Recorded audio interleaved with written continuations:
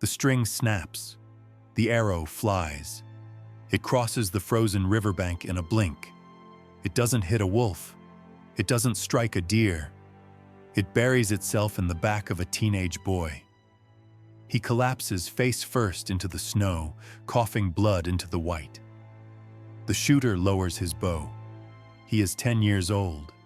His name is Temujin, and he has just killed his own half-brother, Begter, over a single stolen fish. This isn't a footnote. This is the opening scene of the true story of Genghis Khan. Forget the statues. Forget the maps of empire. This is the reality. The man who would one day conquer most of the known world began his rise by killing his own kin to make sure he had enough protein to survive the night. Before we dive deeper into these brutal, forgotten stories of survival and suffering, if you enjoy uncovering the hidden truths of history, consider hitting the like button and subscribing. And tell me in the comments where you're listening from. I love the idea that we're exploring these ancient stories together, connected across continents by curiosity. To understand why a 10-year-old becomes a killer, we have to rewind the clock just a little, to a cup of poisoned milk. Temujin's father, Yesugei, a Khan of the Borjigin clan, made a fatal mistake. While traveling, he accepted hospitality from the Tatars, longtime enemies. They recognized him immediately. They didn't challenge him. They didn't fight. They poisoned his drink. Yesugei managed to ride home, but with every gallop, his organs failed. He collapsed at his yurt and died, leaving behind 2 wives and 7 children. The tribe's response was immediate and merciless. Without a strong leader, the widows and orphans were useless. Dead weight. The Taichiud clan seized control. They ordered the camp to move. The tents came down. The herds were driven away, and Temujin's family was left sitting alone on the open steppe. When an elder named Charka protested, blocking their path, a warrior shoved a spear through his back. Temujin watched the old man choke on his own blood. The lesson was clear. Compassion gets you killed. Power is the only law. From that moment on, survival became a daily war. They had nothing. No sheep, no horses, no protection. Temujin's mother, Hoelun, didn't grieve. She worked. She bent sewing needles into fishing hooks. She dug for wild onions and garlic roots until her fingers split and bled. The children hunted rats and marmots. They gnawed on bones abandoned by wolves. They weren't living. They were refusing to die. Inside this pressure cooker, hierarchy hardened. Begter, the eldest half-brother, began to dominate the others. He claimed the best scraps. He beat the younger boys. He saw himself as the new head of the family. One afternoon, he snatched a bird Temujin had shot. The next day, he stole a fish that Temujin and his brother Kasar had spent hours catching. This wasn't theft. This was stealing life itself. Temujin didn't argue. He signaled Kasar. The 2 boys split up, stalking Begter like wolves, using the terrain to hide their approach. They found him sitting on a small hill, watching over the family's 9 horses. Kasar approached from the front. Temujin crept up from behind. Begter saw them. He didn't reach for a weapon. He knew there was nowhere to run. He only said one thing. "Do not kill Belg, his full brother." Temujin didn't hesitate. He released the arrow. Kasar fired from the front. They left the body where it fell and walked back to the yurt. When Hoelun looked at their faces, she knew. She screamed, cursed them, called them destroyers, wild dogs who devoured their own blood. But she didn't cast them out. She couldn't. Temujin had made his point. The rival was gone. He was now the leader. Word of the murder spread. The Taichiud realized their mistake. They thought they had abandoned a dying child. Instead, They had left behind a wolf cub with growing fangs. They returned. The thunder of hooves announced the raid. Temujin fled into the forest, surviving 9 days without food. Hunger finally forced him out. They were waiting. They captured him, but didn't kill him. They wanted to break him first. They locked him in a kang, a heavy wooden yoke clamped around his neck. He couldn't feed himself. He couldn't drink properly.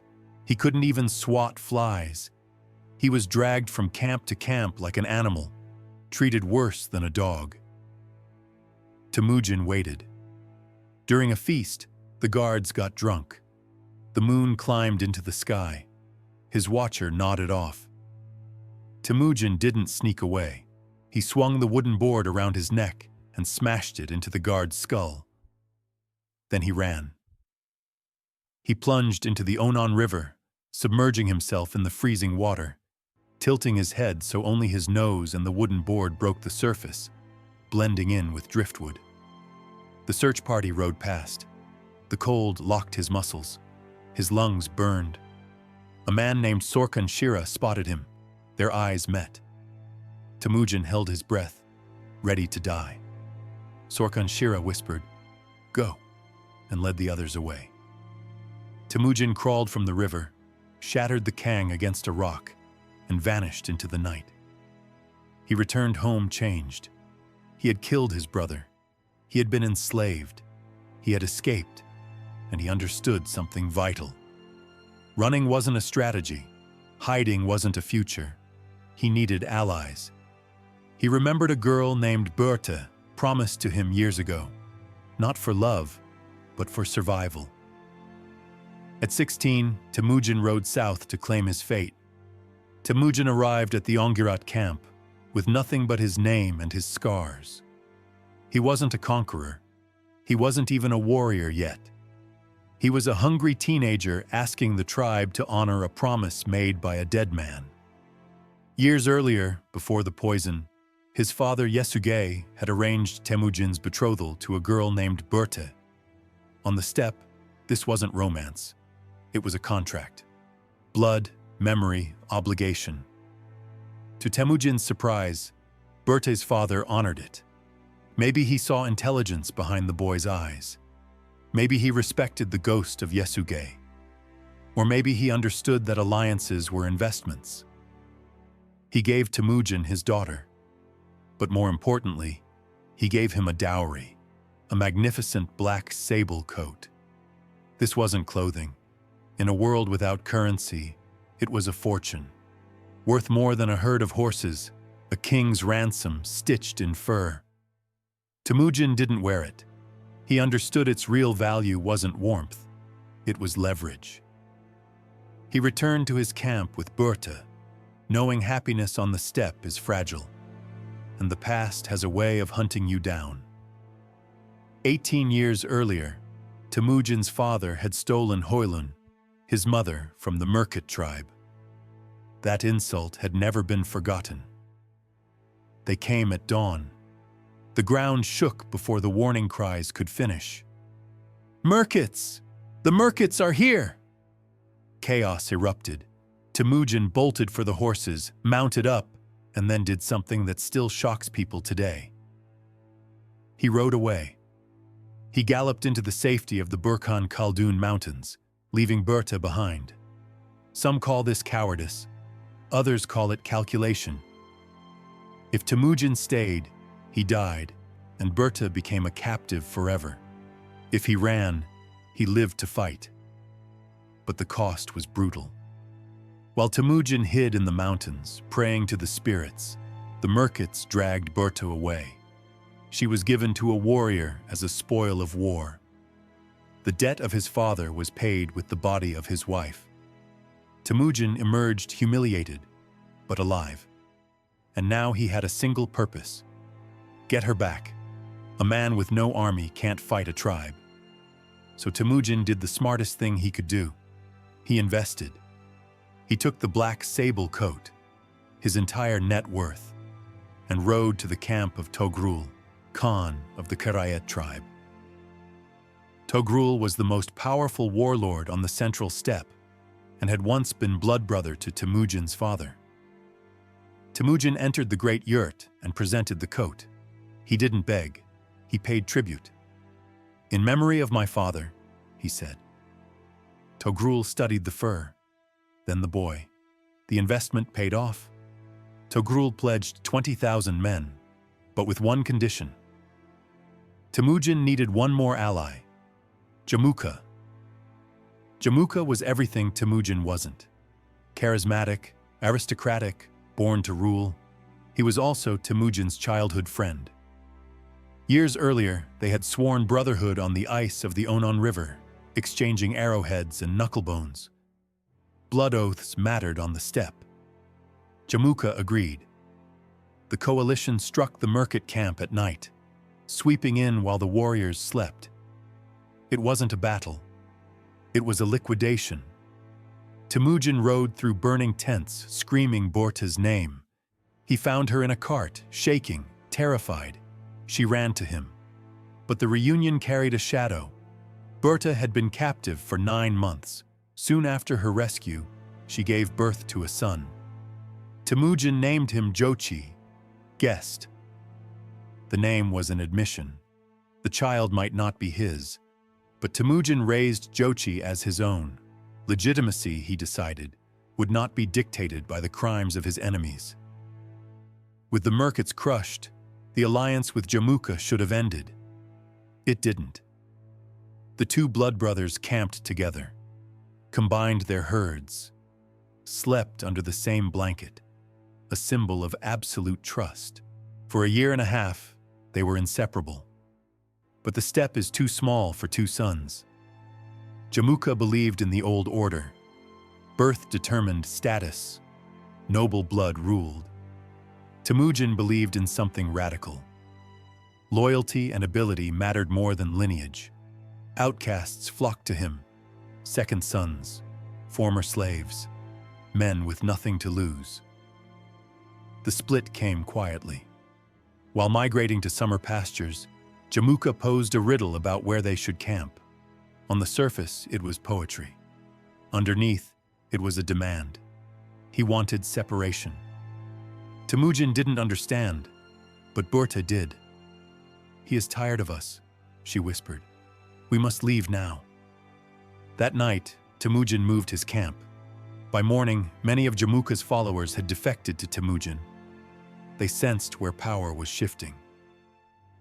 Jamuka woke up to find his brother gone, and a chunk of his manpower with him. Brotherhood curdled into hatred. The steppe split in two.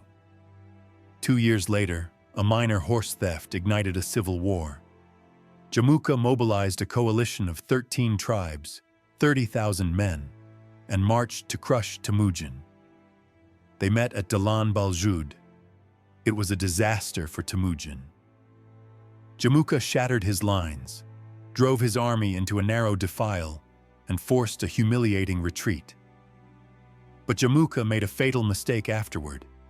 To celebrate, he boiled 70 young nobles alive in cauldrons.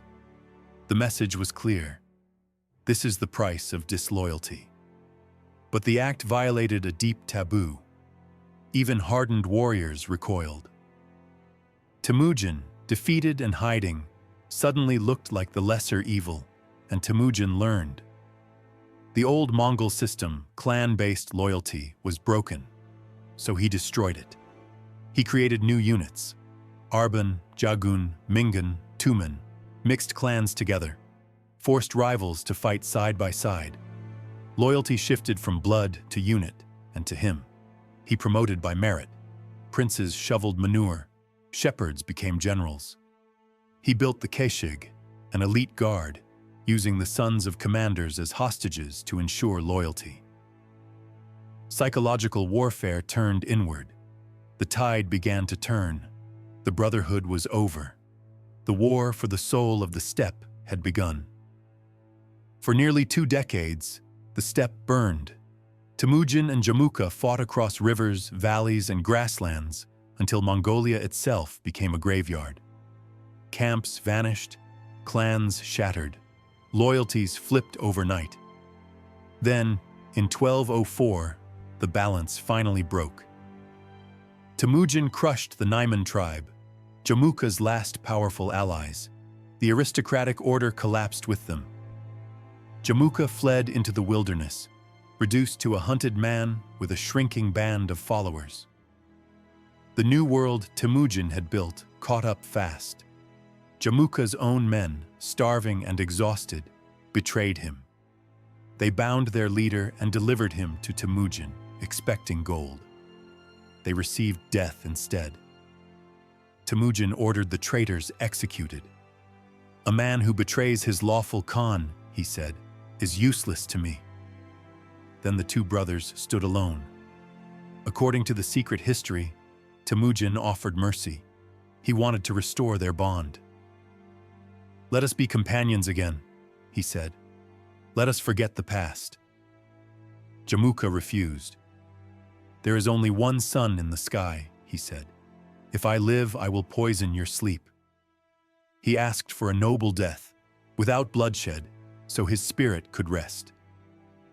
Temujin granted it. Jamuka was wrapped in felt. His back was broken. He was buried with the honors of a prince. With his rival gone, the path was clear. In 1206, the Great Council, the Kurultai, assembled near the Onon River. White standards rose. Shamans beat drums. Tribes that had spent generations killing each other knelt as one. They proclaimed Temujin Genghis Khan, universal ruler. He was 44 years old. The steppe was united. But unity didn't mean wealth. The Mongols had no grain, no iron, no silk. To the south lay the Jin dynasty, rich, walled, complacent. Genghis looked south. The civil war was over. The world war was about to begin. Western chroniclers later described the Mongols as a demonic horde. That was comforting. It's easier to believe you were defeated by monsters than by a superior system. Genghis didn't command a horde. He commanded the most advanced military machine on Earth. It began with the horse. The Mongol pony looked small and ugly to European knights, but it was a biological miracle.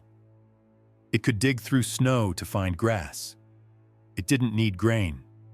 It could run all day. Each warrior brought 3 to 5 horses, rotating mounts mid-gallop. While European armies crawled 20 miles a day, Mongols covered 70. They didn't march. They appeared. Their weapon was the composite bow, the sniper rifle of the 13th century. Made from horn, sinew, and wood, it could kill at 300 yards. Mongol archers fired at full gallop, forward, sideways, and backward, the Parthian shot. Logistics won wars, and Genghis reinvented logistics.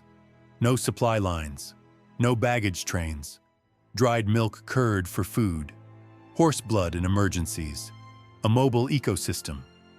And then there was Subutai. If Genghis was the architect, Subutai was the engineer. A blacksmith's son turned the greatest cavalry commander in history. War became geometry. Using signal flags and messengers, he coordinated armies hundreds of miles apart. His signature tactic was the feigned retreat. The Mongols attacked, panicked, fled. Enemies chased. Then the trap closed. It worked everywhere. China, Persia, Russia, Europe. With the machine perfected, Genghis invaded the Jin dynasty in 1211. The Jin emperor laughed. Until Badger's mouth. 500,000 Jin troops packed into a mountain pass. Subutai cut the supply lines. Panic did the rest. The Mongols slaughtered until their arms failed. Then they hit a problem. Walls. Cities stopped them cold. So Genghis adapted. He captured Chinese engineers and gave them a choice: build or die. They built trebuchets, mangonels, gunpowder weapons. By 1215, the Mongols stood before Zhongdu, modern Beijing. They starved it. The emperor fled. The city surrendered. Mercy did not follow. A month of slaughter turned the capital into ruins. Bones piled so high that ambassadors mistook them for snow-covered hills. The message was clear. Walls don't protect you. Numbers don't protect you. Then Genghis turned west. He sent a trade caravan to the Khwarezmian Empire. The governor murdered the merchants. The Sultan humiliated Genghis's ambassadors. Genghis prayed for 3 days. Then he declared extermination. In 1219, the Mongols crossed deserts no army had ever crossed. They appeared behind enemy lines. Cities collapsed in terror. Bukhara fell. Samarkand burned. Nishapur was erased. Men, women, children, separated, counted, executed. Heads stacked in pyramids. This wasn't chaos. It was systemized terror. Survivors were allowed to flee so they could spread the horror ahead. By the time Mongols arrived, cities surrendered before arrows flew. The Islamic Golden Age was shattered. When Genghis returned east, he was old, scarred, still unforgiving. The Tanguts defied him. He destroyed them. In 1227, after being thrown from his horse, Genghis Khan died, commanding war from his bed. His death was kept secret. His body vanished into the steppe. His tomb remains undiscovered. But the machine endured. Under his sons and generals, the Mongols burned Kiev, crushed European knights, and reached the Adriatic. Genghis Khan died. His system did not, and history was never the same.